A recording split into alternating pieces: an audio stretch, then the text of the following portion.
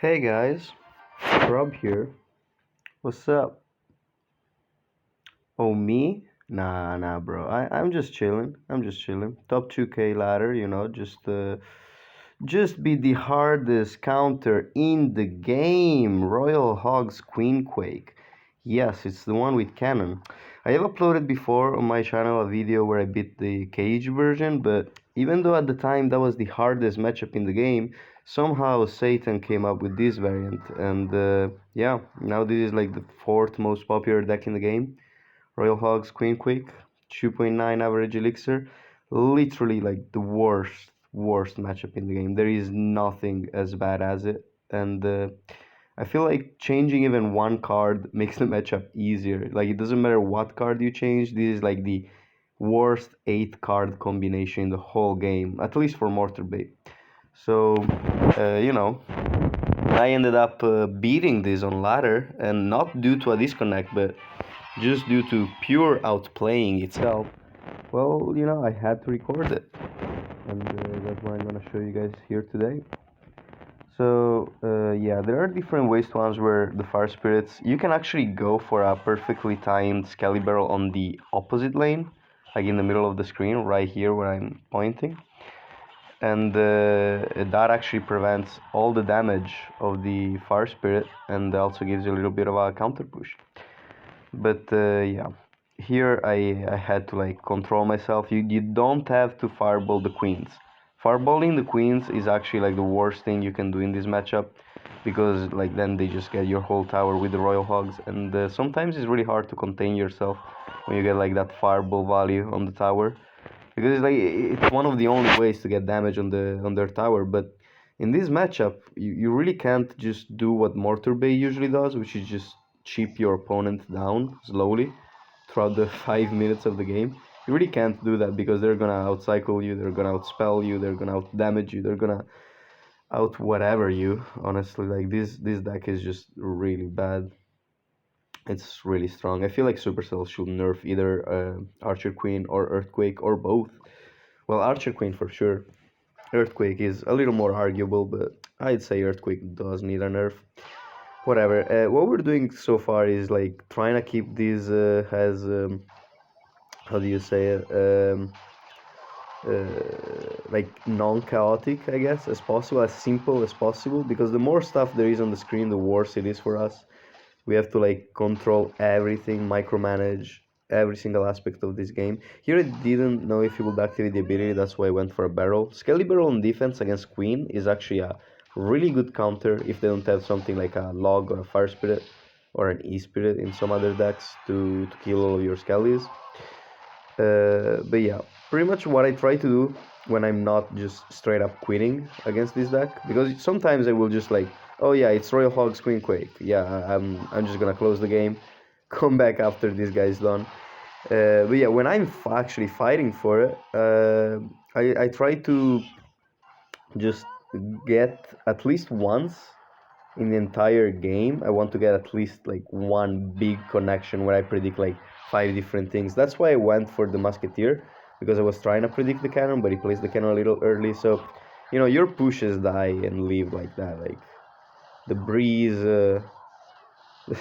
like just a small breeze is enough to kill your whole push when you're going against this deck. So really, I can't do much. I'm trying to profit from the fact that my opponent is going for offensive earthquakes by going mortar opposite lane.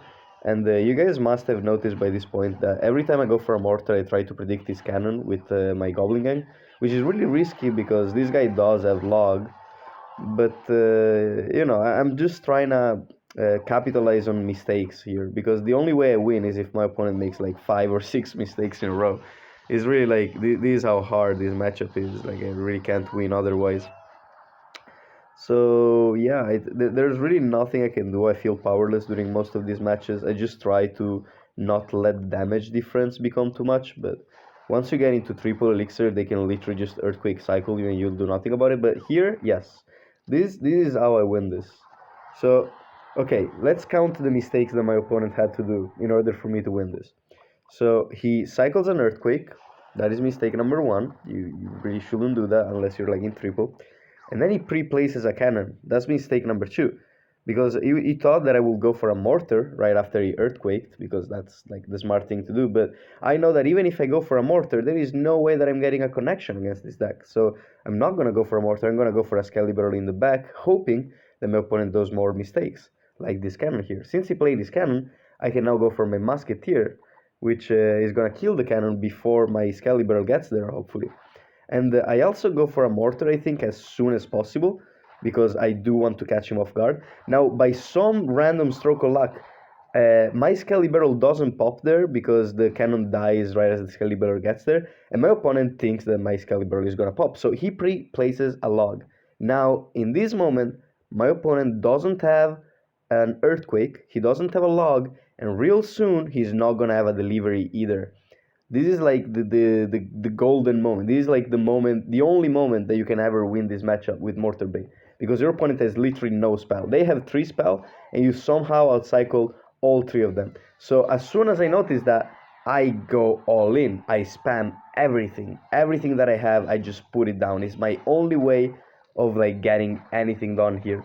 So he goes for an earthquake, of course, cleaning up everything, but I spammed a little too much. My opponent is going for a Rhogs opposite lane. I have to not waste too much elixir, get a fireball, and here I made a little mistake. I should have logged, of course, like sooner, and that would have given me immediately the win, but honestly, bro, this huge connection that I already did was already enough for me to just get the win with my next fireball. So yeah, that's how I won. Let's look at like that sequence there again, because until this happened, I was losing. Like every other matchup here, like with this matchup, like every other game I've ever played, I was losing. There is no way to win. And like it doesn't matter even if I'm like 100 damage ahead or even 1,000 damage ahead. Honestly, if they don't make any mistakes, there's literally no way that you win. So this is where everything changed. Literally just 5 different mistakes. That's what it takes. One, two, third mistake with the log, fourth mistake with the delivery, and yeah, 4 mistakes in a row. Actually, 5 if you consider that fire spirit.